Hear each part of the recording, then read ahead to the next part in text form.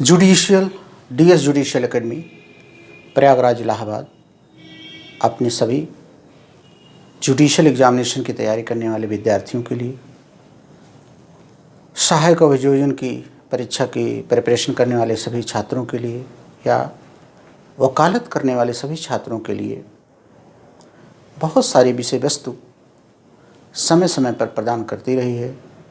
उनके प्री परीक्षा के लिए, उनके मुख्य परीक्षा के लिए या उनके इंटरव्यू के लिए समय समय पर उनका मार्गदर्शन करती रही है। किसी भी परीक्षा में सफल होने के लिए दृढ़ इच्छा शक्ति, प्रश्नों का चयन, समय, क्रमबद्धता और माता पिता गुरु का आशीर्वाद बहुत ज़रूरी है। हम आपको एक प्रश्न के माध्यम से किसी परीक्षा को सफल होने के लिए कैसे लिखा जाता है बताने जा रहे हैं। सिविल प्रोसीजर कोड का क्वेश्चन है, सेकंड अपील किसे कहते हैं? द्वितीय अपील किसे कहते हैं? ऐसी अपील के आधार, प्रक्रिया बताते हुए ऐसी अपील पर क्या सीमाएं हैं वो भी बताइए। इसी क्वेश्चन को हम आपको लिखने का तरीका बता रहे हैं, प्रैक्टिकल तरीका भी बताएंगे आपको, और क्या ऐसी चीज़ है जो आप लिखेंगे और सारे कंपटीटर नहीं लिखेंगे, हम ये आपको बताने जा रहे हैं। तो आपका क्वेश्चन है, what do you know about second appeal? Explain the ground and procedure of the second appeal. What are the limitation imposed by the court upon second appeal? आइए इसकी सिनाप्सिस सबसे पहले इकट्ठा करते हैं। इसकी सिनाप्सिस क्या बनेगी, किस क्रम में हम इस आंसर को लिखेंगे। सबसे पहले हम बताएंगे what is second appeal. After the first appeal, if any person, any party agreed from the judgement of the first appeal want to go higher court from that judgment, then that appeal technically inward set to the second appeal. जब प्रथम appeal में कोई निर्णय आ जाता है, उस निर्णय के खिलाफ जब हम वरिष्ठ न्यायालय में उसकी परीक्षा करवाने के लिए जाते हैं तो उसे हम लोग सेकंड अपील कहते हैं। तो what is the second appeal, ये आपको पता हो गया। Second, provision relating to the second appeal. Second appeal के संबंधित प्रोविजन क्या है? Section 100, 101, 102, 103। This is the relating provision of the second appeal and order 42, अर्थात धारा 100, 101, 102, 103 तथा आदेश 42, साथ ही साथ सेक्शन 107 और 108 सेकंड अपील के समस्त प्रोविज़न बताते हैं। तो provision relating to this second appeal आप ये लिख देंगे। थर्ड में आएंगे, ground of this second appeal. What are the ground of the second appeal? Provision of the second appeal provided under section 100 of the civil procedure code. According to section 100, every second appeal filed before the High Court on the ground of the substantial question of law.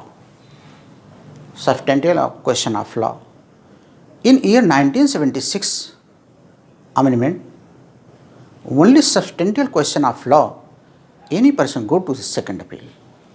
Second appeal also filed on the basis of the ex parte decree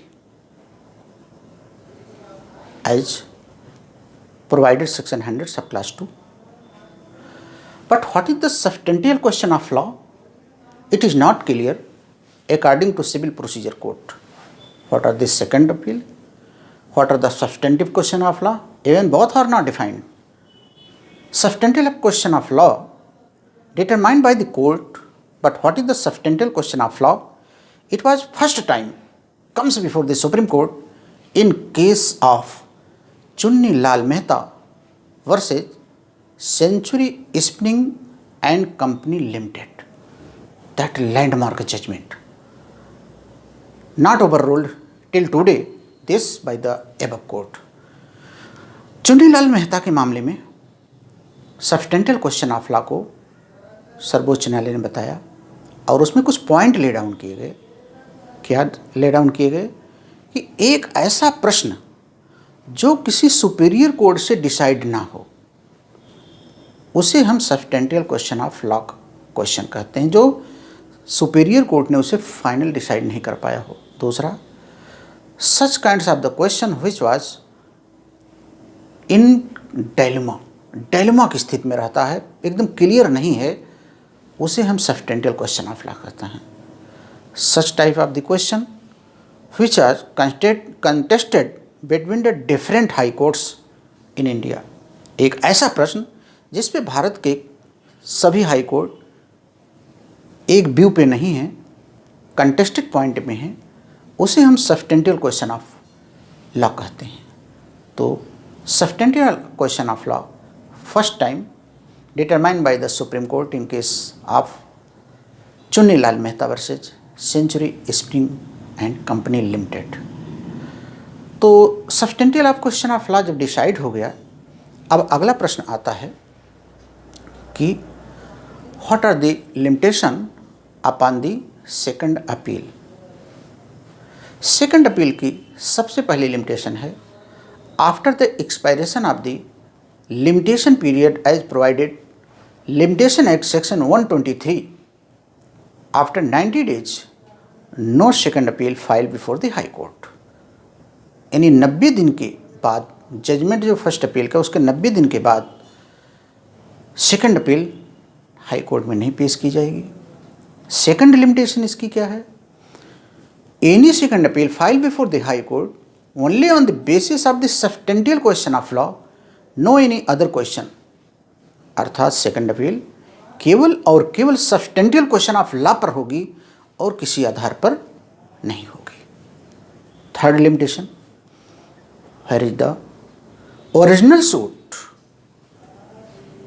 where is the original suit not more than 25,000, that amended by the UP government 50,000.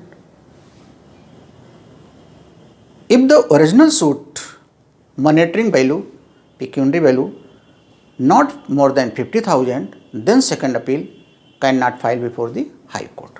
अगर 50,000 रुपये से ज़्यादा की pecuniary value नहीं है, monetary value नहीं है, तो फिर वो हाई कोर्ट के समक्ष अपील में नहीं जाएगा।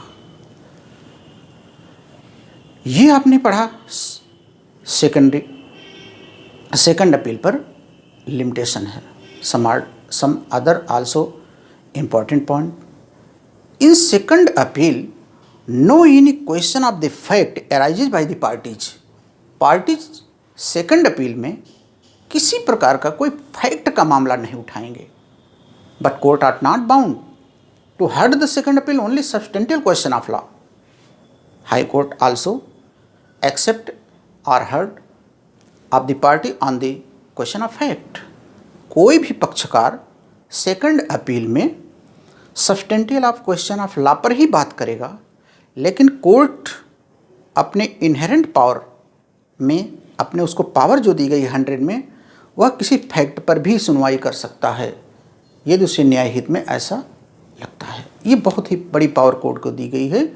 कोर्ट किसी फैक्ट पर भी सुन सकता है, मगर पार्टी केवल सब्सटेंशियल क्वेश्चन ऑफ लॉ पर ही सेकंड अपील में बहस कर सकते हैं। तो संक्षेप में आपको सेकंड अपील पर हमने ये बातें बताई। अब सेकंड अपील के बारे में प्रोसीजर क्या होना चाहिए। यह प्रोसीजर आदेश 42 में वर्णित है, लेकिन आदेश 42 की टोटल सारी बातें वही होंगी जो आदेश 41 में है। ऐसी अपील मेमोरेंडम आप अपील के रूप में प्रस्तुत की जाएगी। उसमें फर्स्ट अपील का जजमेंट लगाया जाएगा और डिक्री नहीं बनी है तो केवल जजमेंट के आधार पर सुनवाई होगी। Execution of the first appeal पर सुनवाई होगी कि उसके रोका जाए कि ना रोका जाए। फिर ये प्रोसीजर आपका कोर्ट में चलता रहेगा। इस प्रकार सेकंड अपील कोर्ट में फाइल होती हैं सुनी जाती हैं। इस क्रम में अगर आप इनको उठा करके आप लिख दें तो निश्चित है आपको 20 में से 15-14 नंबर आपको उठा करके दे देगा। It is also rememberable case law is necessary in second appeal if the answer without any case law, तो फिर आपको कोई नंबर नहीं मिलने वाला है, क्योंकि बिना सब्सटेंशियल क्वेश्चन ऑफ लॉ पे केस लिखे आपको नंबर एग्जामिनर नहीं देगा। सभी छात्रों, सेकंड अपील इस वीडियो के माध्यम से मैंने आपको समझाया। अगर मेरा यह प्रयास सार्थक है तो आपका यह क्वेश्चन किसी भी प्रांत की परीक्षा में आपके लिए एक अच्छा मार्क देगा। इन्हीं शब्दों के साथ हमारी क्लास यहीं पर समाप्त होती है। सभी छात्रों को बहुत बहुत शुभकामनाएं।